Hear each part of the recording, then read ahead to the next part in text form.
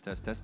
Next session will be online. We have someone connecting virtually, and this will be trailblazing and digitally transforming medical education.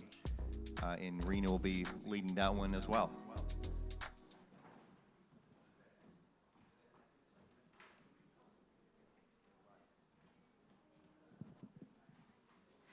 Okay, let's see how this works. Sajjad, I see you, and is Ben online as well? Let's see. Oh, there's Ben. Okay, welcome from afar, my friends.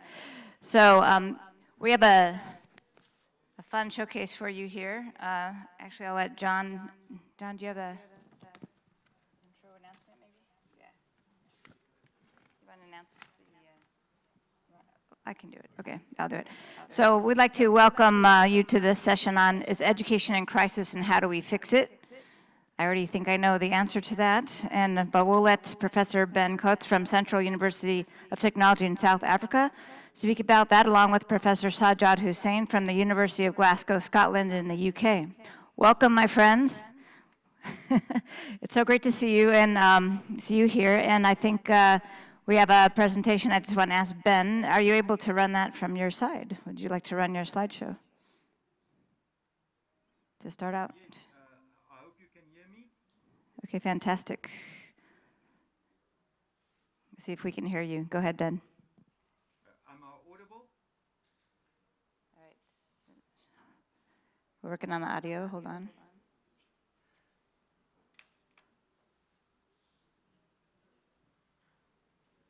Martin, can you perhaps hear me?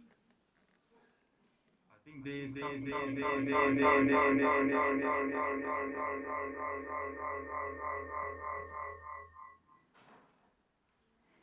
Is the feedback from my side, Martin, or? Hello, Ben. Can you try to see if we have the audio connection, please?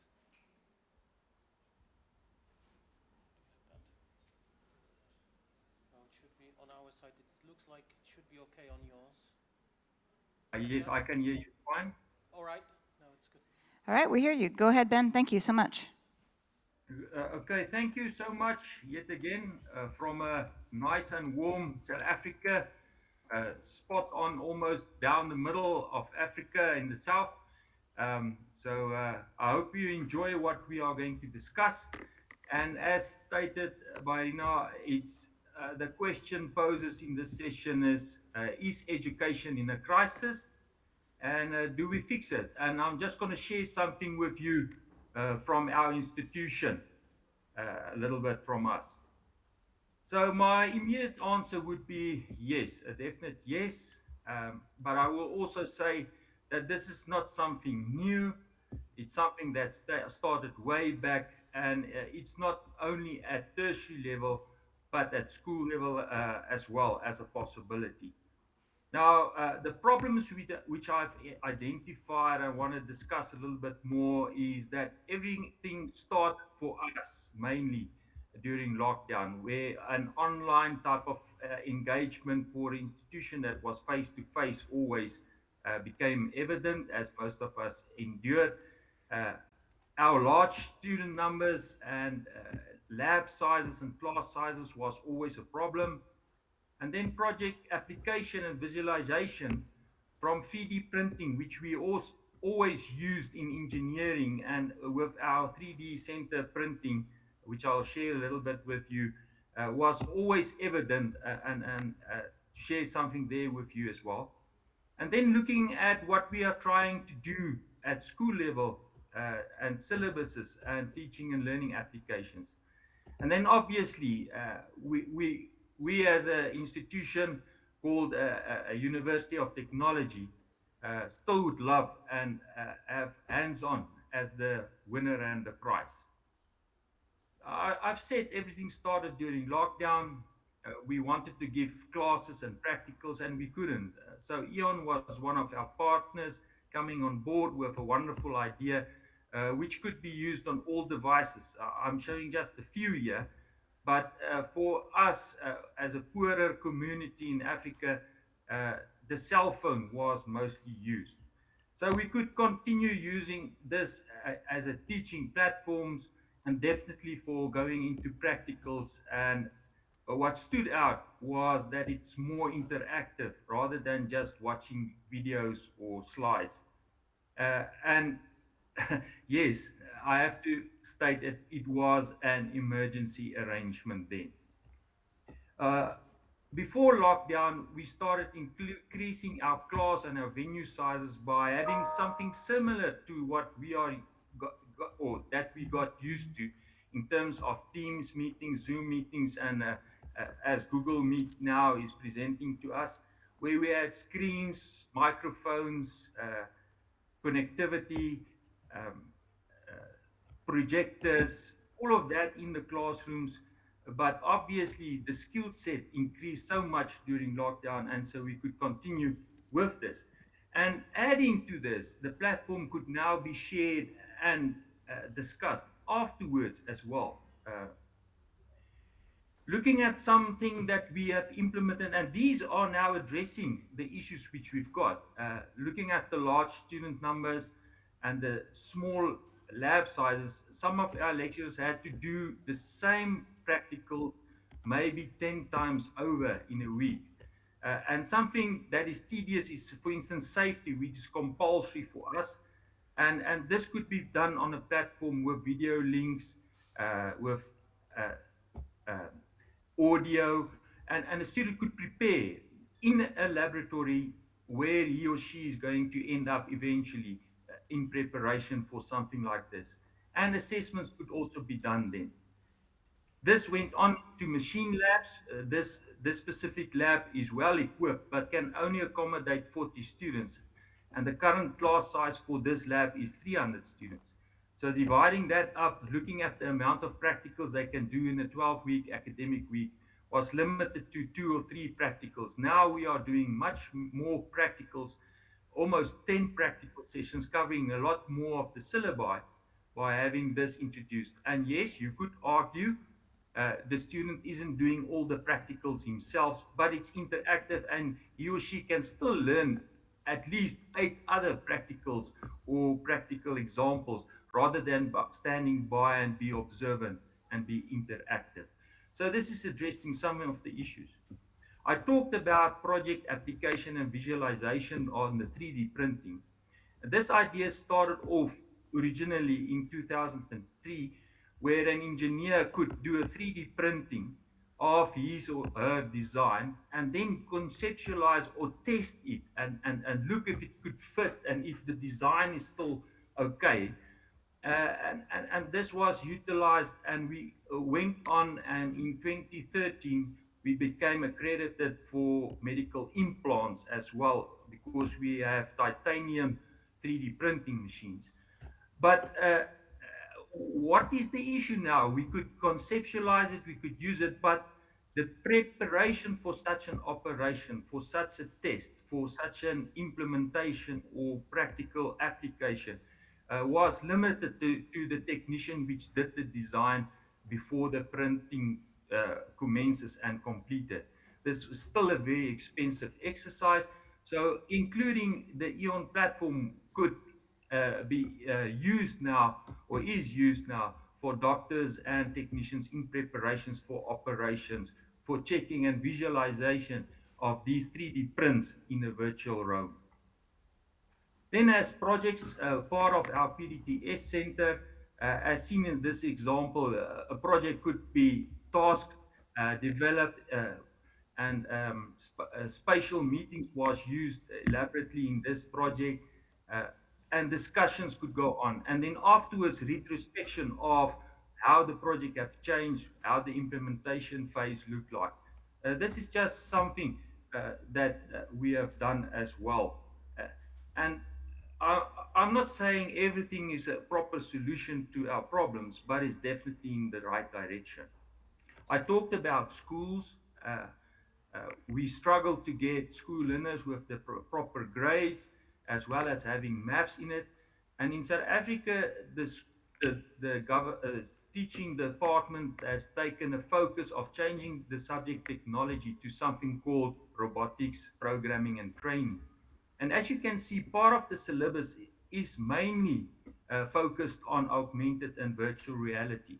But there wasn't plans or proper things in place, how this is going to be addressed, and cutting out cardboards and having slideshows of this wasn't conducive enough. So introducing this type of software and platform definitely paved the way forward for schools to do this. And the robotics kits gets damaged and need to be replaced after building, but going the AR VR route, everybody could engage, even poorer communities. So in conclusion, yes, we have problems. Yes, we are in dire straits, but online taught us a lot of things, and utilizing the AR, VR platforms, spatial meetings definitely assisted us. And looking at our extended classrooms, an educator can now reach a much wider interactive audience online and even stimulate it. Uh, I call it an extended classroom in terms of hours and places uh, using this technology. A results of a faster implementation of XR equipment, meaning that you could implement equipment that was prior to this too expensive to have in the lab, which wouldn't have been used. The previous speaker talked about how industry and education can be brought closer together. I can bring equipment of industry into my classroom, and this is definitely to the advantage going forward. Uh, Fantastic. Sorry? Yeah. Yeah, thank you so much. I didn't mean to cut you off. I'll keep going. Okay. That's our And, technology. and as you can see from my other examples, this is not just for education. Education forms part of our day-to-day living and learning.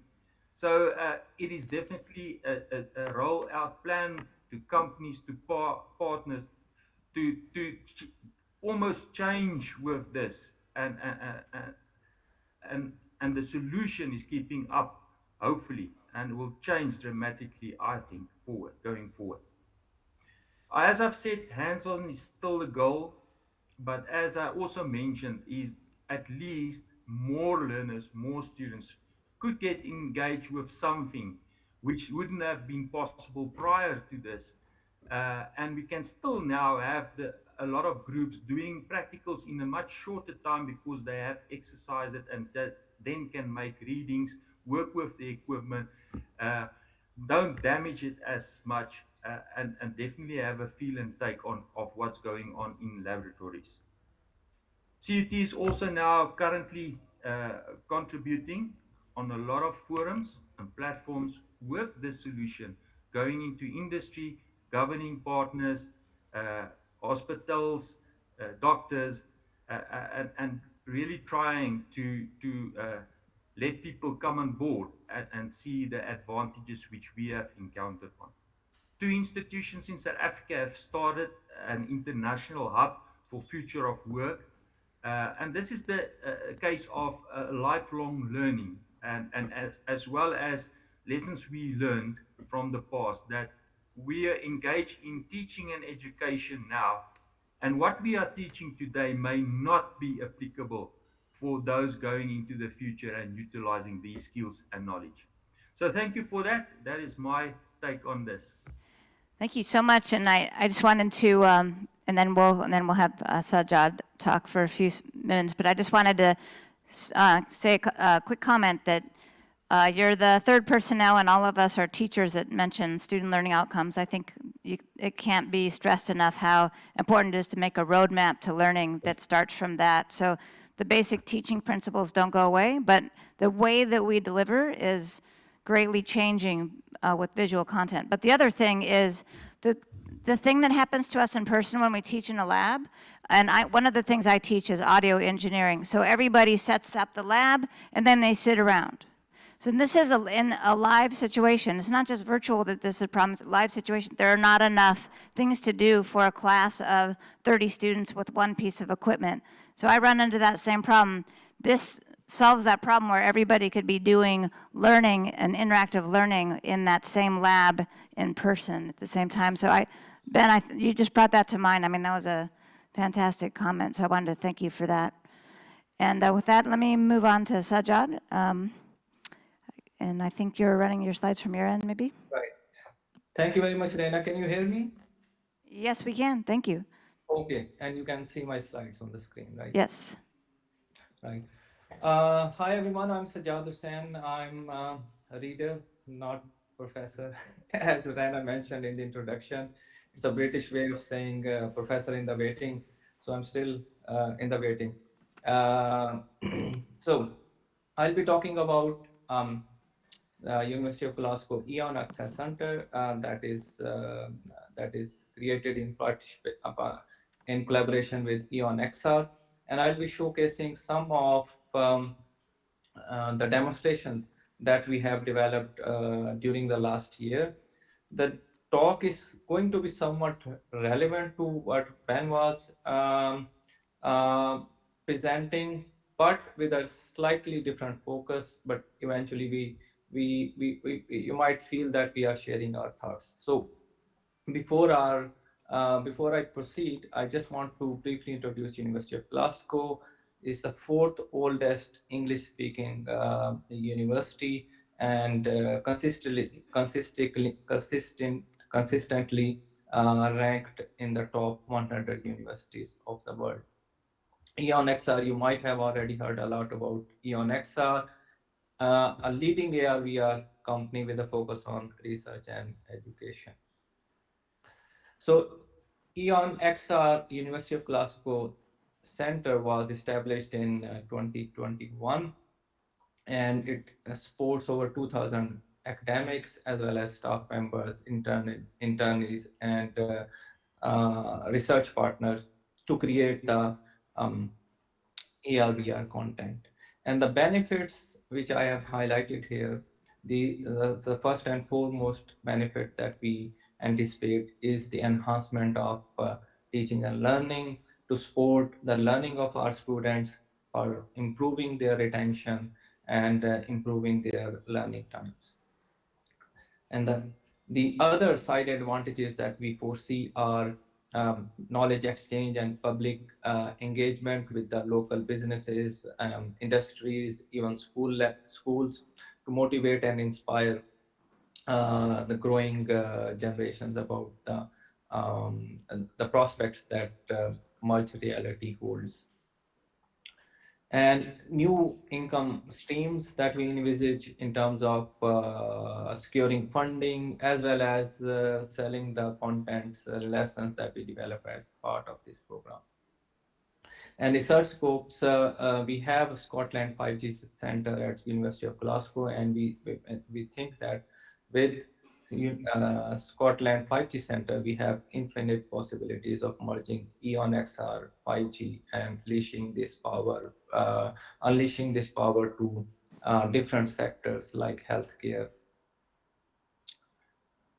So now, as I mentioned in the beginning, I will be talking about almost the same thing as Ben was mentioning, but from the perspective of from a different perspective, and I will be focusing on the trainings. For example, the project that we have done called Vitalize, it's a virtual training of research centers. So at University of Glasgow, we have multi-million pound assets in terms of research equipment and facilities. And these facilities are restricted in terms of the number of people that would benefit from it, because of the requirements of initial training to visit these facilities, and limitation in terms of people it can host within a given time. So the idea was to virtualize everything and make it available at scale for undergrad students, postgraduate students, and related stakeholders.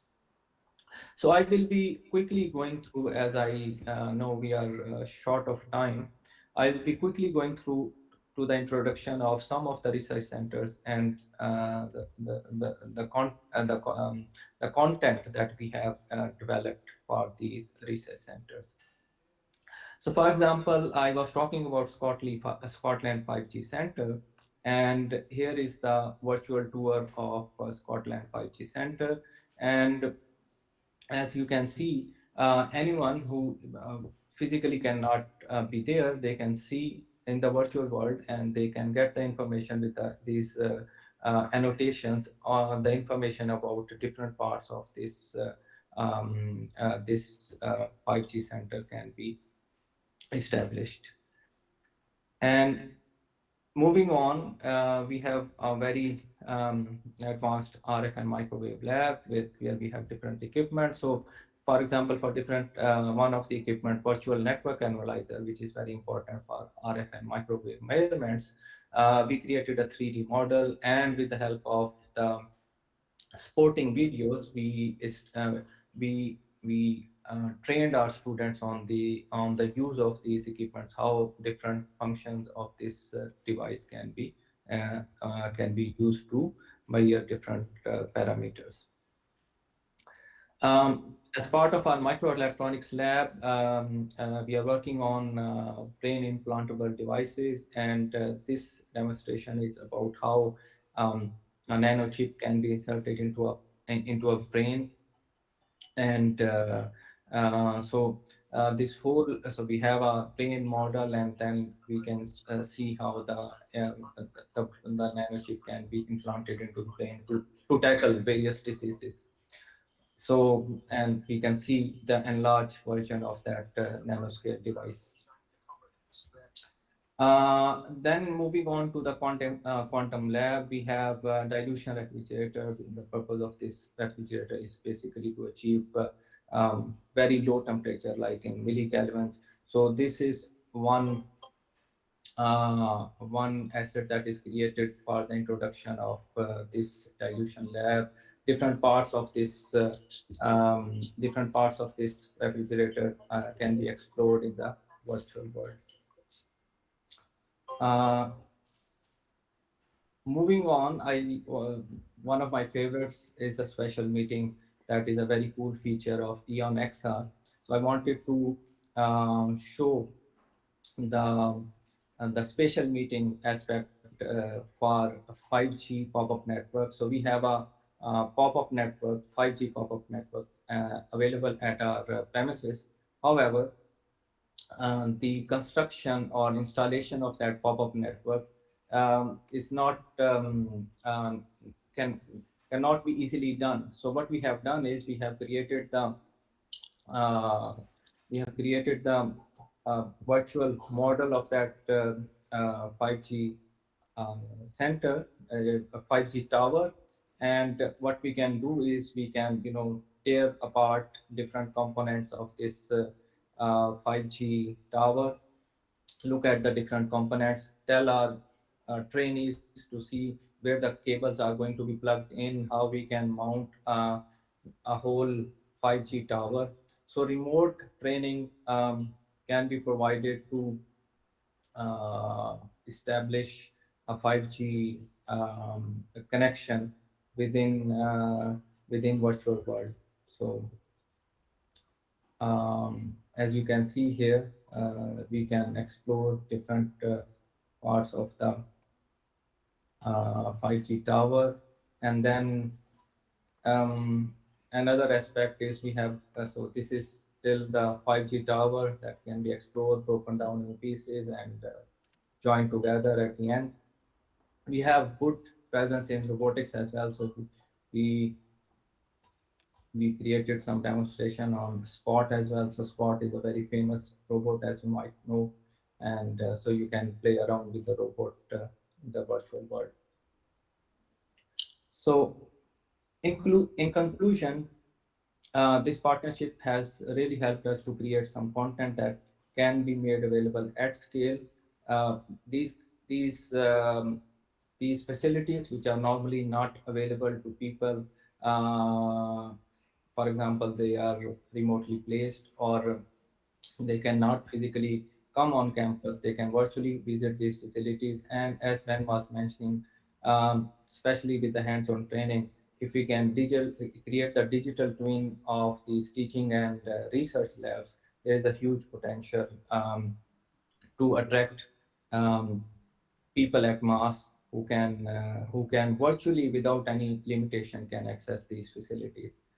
And finally, the integration of 5G, artificial intelligence, and XR. It's going to, in my opinion, it's going to play a great role in a lot of different applications, including healthcare, for example, remote surgery, telemedicine, and engineering. So that was all from my side. I thank you all, and I'm happy to take questions. Thank you, Over to you. Thank you so much, Sajjad. That was fantastic. And I do have a question for both of you. It's the same question that I think, you're super innovative, and the three of us are very technical and engineering and all of that. And one of the questions I get is, should we have students stay where they are in kind of 3G, maybe using the devices from, 5 years ago, and make technology lag behind, or do we build these innovation centers and offer faster internet with new headsets? Is that feasible? I want to see what your take on it is, because you both kind of mentioned that. Let me start with Ben. Yes, I fully agree to that. We currently are involved with a project with MTN where we have what we call closed circuit campuses where we, instead of using Wi-Fi or landlines, we can communicate with one another by means of 5G. Hopefully, that will assist us. We've got two campuses as well. One is 170 kilometers from us, Welkom campus, which is then linked similarly between the two. So yes, this is definitely a vision for us, and yes, engagement going this way and this way forward. I think it's definitely the path to go.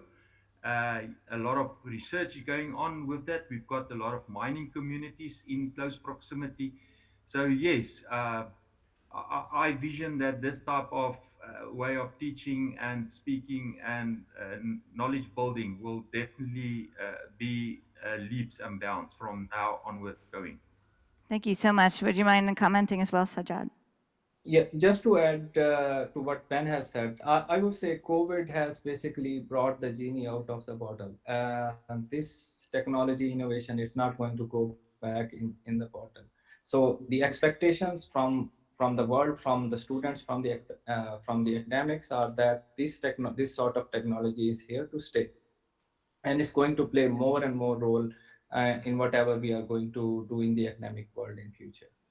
So I guess in conclusion, education in crisis, yes, and we know how to fix it when we move ahead and think about bringing everyone with us, including our esteemed faculty, which is challenging as we all come from different generations. So with that, I want to thank both of you, Sajjad and Ben. It's been a pleasure working with you always, and we had so much fun. I know we're going to be doing a lot together coming up in this year with all our new products. So thank you. Can everyone please give them a big hand? Thank you. Thank you both so much. Appreciate it. Thank you. Bye. Thank Bye-bye. you. Bye-bye. Thank you. So right now we'll take a 15-minute break.